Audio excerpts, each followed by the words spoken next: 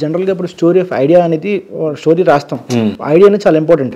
So idea అనేది ఎలా మొదలవుతుంది? ఒక డైలాగ్ నుంచా, లేకపోతే ఒక ఎట్లా అది స్టార్ట్ అయ్యేది? క్యారెక్టర్స్ నుంచా, ఎట్లా?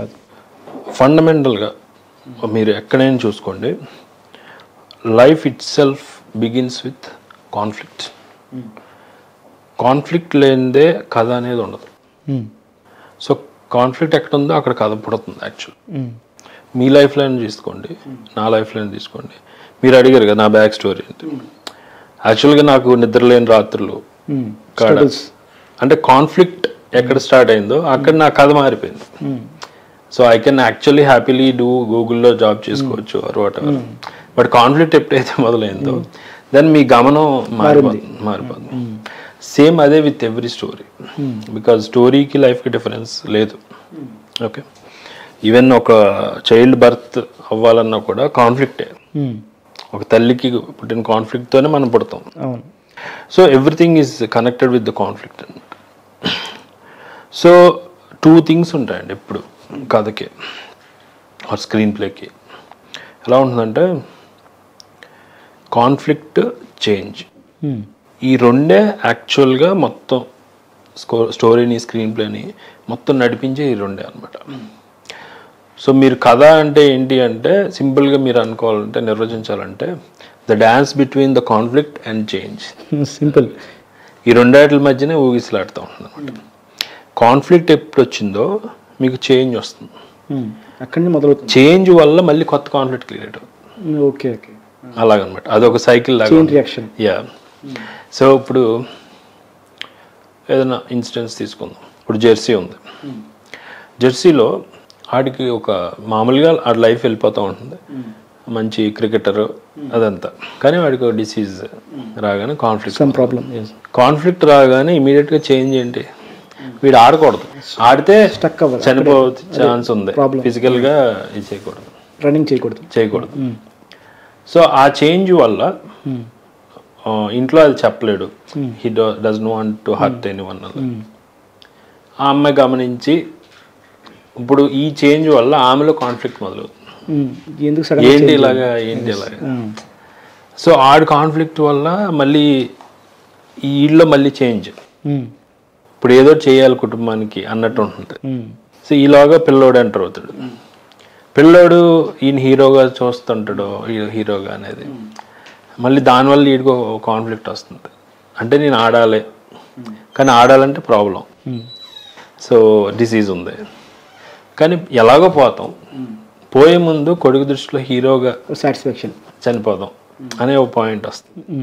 సో ఇది మీరు కరెక్ట్గా చూస్తే ఏ కథకైనా కాన్ఫ్లిక్ట్ వస్తుంది మనకు ఫస్ట్, దానివల్ల చేంజ్ వస్తుంది. ఈ చేంజ్ మళ్ళీ కొత్త కాన్ఫ్లిక్ట్ తీసుకొస్తుంది, మళ్ళీ అక్కడ ఈ మొత్తం ఒక సైకిల్ అనమాట.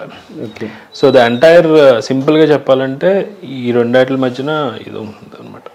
సో ఓకే, ఇప్పుడు మన జనరల్గా మీ ఫిలిమ్స్లో స్క్రీన్ రైటింగ్ తీసుకున్నప్పుడు ఏదైనా ఒక స్క్రీన్ ప్లే అనేది ఎక్కువసార్లు కష్టపడింది, స్ట్రగుల్ అయింది అంటే ఎన్నిసార్లు చేసినా సరే మళ్ళీ రిపీట్గా రాయాల్సి వస్తుంది, దేనికి రాశారు? మంగళవారంకి ఒకటి చాలా చాలా చాలా సార్లు అయ్యింది వెర్షనింగ్. ఇది షెట్టికి కూడా చాలా చేంజెస్ జరిగింది. ఆల్మోస్ట్ మాకు అది 2 years పట్టింది.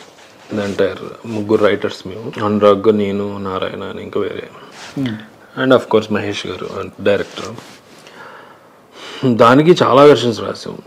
సో ఎలా ఉంటుందంటే డిపెండ్స్ ఆన్ డైరెక్టర్స్ ఇంటెన్షన్, మాకు ఇలా కావాలని. ఒకసారి యాక్టర్స్ కొంచెం మీకు అయ్యాక యాక్టర్ నుంచి ఒక ఇన్పుట్ వస్తుంది, ఇలా కాదు ఇలా వెళ్తే బాగుంటుంది కదా అని.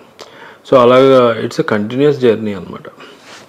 సో మనం రైటర్స్ రూమ్లోకి వెళ్ళి ఆఫీస్లో కూర్చున్నాం రాసాం అనేమి ఉండదు అసలు. యాక్చువల్గా writers job is much more tough అనమాట. మీరు ఇంటికి వెళ్ళినా, మీరు ఈవెన్ స్నానం చేస్తున్నా, భోజనం చేస్తున్నా అదే రన్ అవుతూ ఉంటుంది. ఎందుకంటే అది క్రాక్ అయ్యేదాకా మనకి it's a kind of virus లాగా. అలాగే అంటే everything has its own challenges. మల్లేశంగా అయితే రీసెర్చ్ వర్క్ చాలా జరిగింది. సో అది బయోపిక్ కాబట్టి సో రీసెర్చ్ వర్క్ మీద ఎక్కువ టైం స్పెండ్ చేసాం. ఇవి ఎలా ఉంటాయంటే ఛాలెంజింగ్గా ఉంటాయి ఖచ్చితంగా, కానీ సాల్వ్ అవటం ఈజీ అవుతుంది రిలేటివ్గా. ఓకే. సో ఫండమెంటల్స్ అంటే ఇప్పుడు సపోజ్ మీకు ఒకటి చెప్పాను కదా కాన్ఫ్లిక్ట్ ఇది.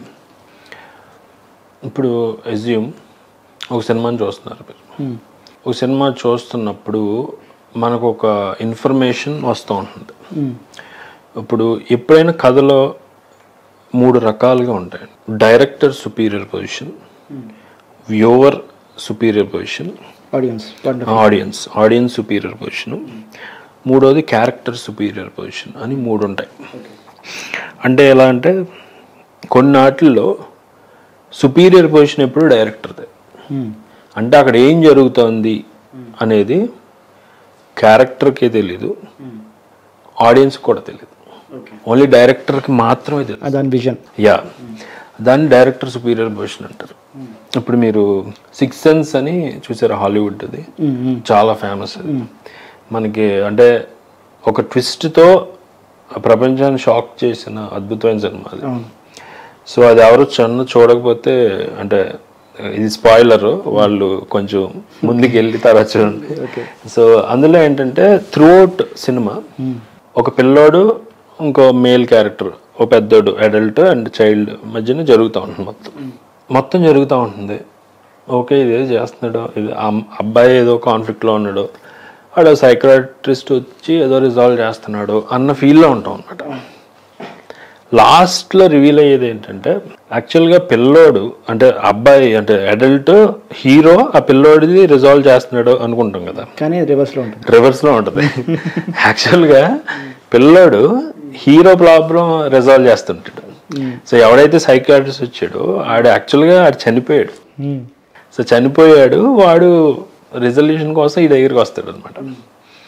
So I see dead people అని చాలా ఫేమస్ డైలాగ్ అందులో. మనకి ఓకే వీళ్ళిద్దరు మాట్లాడుతున్నారు ఏంటి అనేది, అందులో ఉన్న క్యారెక్టర్స్కి అంటే ఆ పిల్లోడు మదర్కి కానీ లేదంటే వాళ్ళెవరికి కూడా ఏంటనేది తెలీదు. లాస్ట్కి తెలుస్తుంది అనమాట. ఇది డైరెక్టర్ సుపీరియర్ పొజిషన్. ఈవెన్ ఆలో కూడా మీకు ఫస్ట్ అంతా కూడా ఏం జరుగుతుంది ఏంటనేది తెలియదు, కన్ఫ్యూజన్ ఉంటుంది. Even Kancharapalem director superior position. Last వరకు ఇదంతా ఎన్ని కథలు రిలేటెడ్ టు ఒకళ్ళయే అనేది తెలియదు కంచరపాలెం, లాస్ట్కి తెలుస్తుంది. సో దీన్ని డైరెక్టర్ సుపీరియర్ పొజిషన్ అంటారు. రెండోది ఏంటంటే ఆడియన్స్ సుపీరియర్ పొజిషన్, అంటే వ్యూవర్స్ సుపీరియర్ పొజిషన్.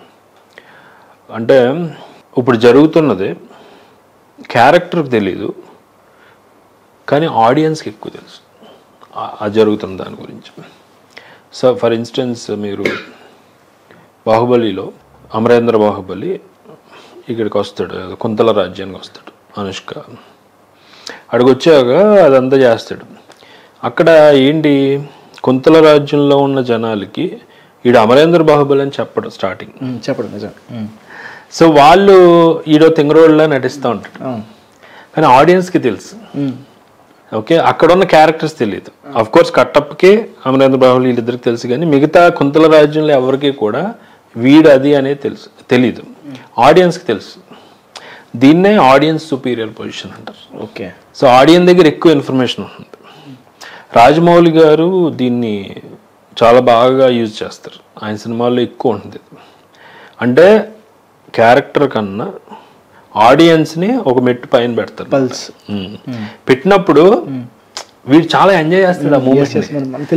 తెలిసిపోయి ఇప్పుడు వాడు అంత అమరేంద్ర బాహుబలి ఒక తింగరోడి కింద నటిస్తున్నప్పుడు ఆ యుద్ధ వచ్చి ఆయన చేసేస్తుంది, వీడు అంత బలశాలి కానీ ఏం చేయడు అన్నప్పుడు రేపొద్దున రివీల్ అవుతుంది చూడండి రా అని ఒక ఆడియన్స్ కు హై ఉంటుంది అనమాట. వాడు ఎవడనుకుంటున్నారు అనేది ఒక హై ఉంటుంది. సో దీన్ని టెక్నికల్ గా డ్రామాటిక్ ఐరనీ అంటారు. ఓకే, మామూలుగా అయితే ఆడియన్స్ సుపీరియర్ పొజిషన్ అనమాట. ఇది మోస్ట్ యూజ్డ్ ట్రోప్ ఇన్ రాజమౌళి గారు సినిమాల్లో ఇదంతా. సో ఇది రెండోది. మూడోది క్యారెక్టర్ సుపీరియర్ పొజిషన్. అంటే క్యారెక్టర్ తెలుసు ఏం జరుగుతుందో, కానీ ఆడియన్స్కి తెలియదు. ఓకే, ఇప్పుడు ఒక మర్డర్ ఉంది, ఆ మర్డర్ ఎవడు చేసాడు అనేది చేసినోడికి తెలుసు సినిమాలో, కానీ మనకు తెలియదు. సో ఇది క్యారెక్టర్ సుపీరియర్ పొజిషన్. ఎవడు చేసాడు అంటే ఇట్లనే హూ డన్ ఇట్ థ్రిల్లర్స్ అంటారు, హూ డన్ ఇట్ మిస్టరీస్ అంటారు. ఎవడు చేసాడు అనేది ఆడియన్స్ తెలీదు, ఎంగేజింగ్ ఉంటుంది. ఎంగేజింగ్గా ఉంటుంది. మనం కూడా నెతుకుతాం. పోలీస్ ఎంత క్యూరియస్గా ఎవడరా నెతుకుతాం, వాడితో ట్రావెల్ అవుతాం. ఇది క్యారెక్టర్ సుపీరియర్, క్యారెక్టర్ మాత్రమే తెలుసు అనమాట. ఇలా రకరకాలు ఉంటాయి. అంటే when you understand cinema in multiple dimensions then you can అంటే అది క్రాక్ చేయటం అది ఈజీ అవుతుంది అనమాట. సో అలాగే